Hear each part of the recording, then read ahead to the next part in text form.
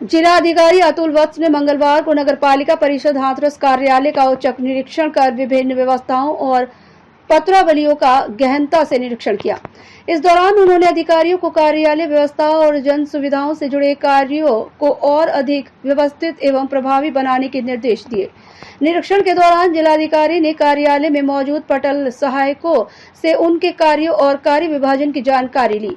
उन्होंने प्रधानमंत्री आवास योजना से संबंधित आवेदनों को सुव्यवस्थित ढंग से सुरक्षित रखने, कार्यालय की अलमारियों की मरम्मत कराने तथा पत्रावलियों के उचित रखरखाव के निर्देश दिए।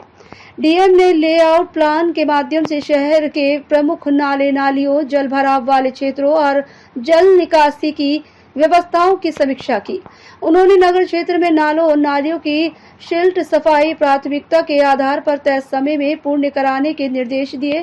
साथ ही प्लास्टिक कचरे को नालियों में जाने से रोकने के लिए विभिन्न स्थानों पर जाली लगाने और नालों को ढकने की समुचित व्यवस्था सुनिश्चित करने को कहा।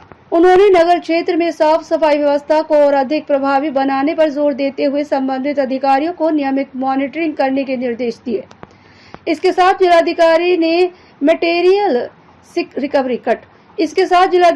मटेरियल रिकवरी फैसिलिटी सेंटर का निरीक्षण कर कूड़ा प्रबंधन की व्यवस्थाओं की जानकारी ली। उन्होंने डोर टू डोर कूड़ा कलेक्शन को 100% सुनिश्चित करने तथा एमआरएफ सेंटर पर वैज्ञानिक तरीके से कूड़ा प्रबंधन लागू करने के निर्देश दिए।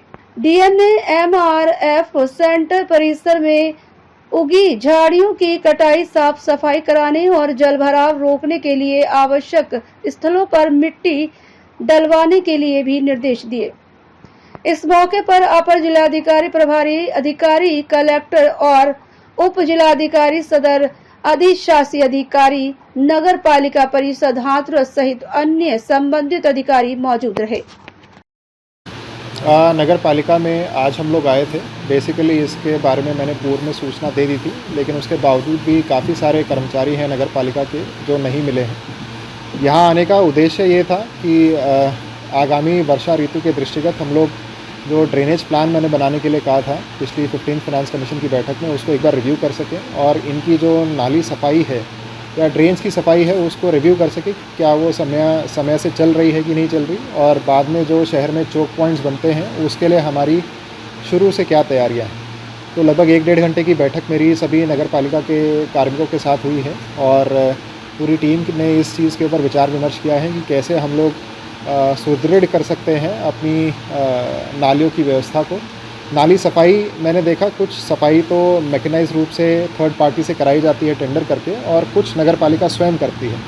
तो एक चीज़ जो मैंने निर्देशित किया है कि जो वार्ड वाइज हम लोग प्लान बनाएं, कितनी नालियां हैं वहाँ पे, कितने घर हैं, और फिर जो हमारा गैंग है, नाली गैंग जो होता है, जो उसकी सफाई कराता है, चाहे मैकेनाइज रूप से कराता हो, वो एक दिवस में कितनी नालियों की सफाई कर सकता है, जिससे हम लोग एक लॉजिकल तरीके से नाली सफाई को एड्रेस कर सकें। साथ ही साथ मैंने ये भी बोला है कि जो हम लोगों ने टेंडर करके और थर्ड पार्टी से नाली सफाई का टेंडरिंग का कार्य किया है, उसकी चेकिंग की जाए कि भाई उन्होंने अपना कार्य प्रारंभ कर दिया है कि नहीं कर दिया है। मुझे अवगत कराया गया है कि समस्त नाली को साफ़ करने का कार्य वो 15 जून तक किया जाना था, और अभी जो बताया गया है कि इनका कार्य ट्रैक पे है, लेकिन मैंने इनसे रोस्टर लिया है। उस रोस्टर को हम लोग अन्य कार्मिकों के माध्यम से, जिला स्तरीय अधिकारियों के माध्यम से उसको क्रॉस वेरीफाई कराएंगे।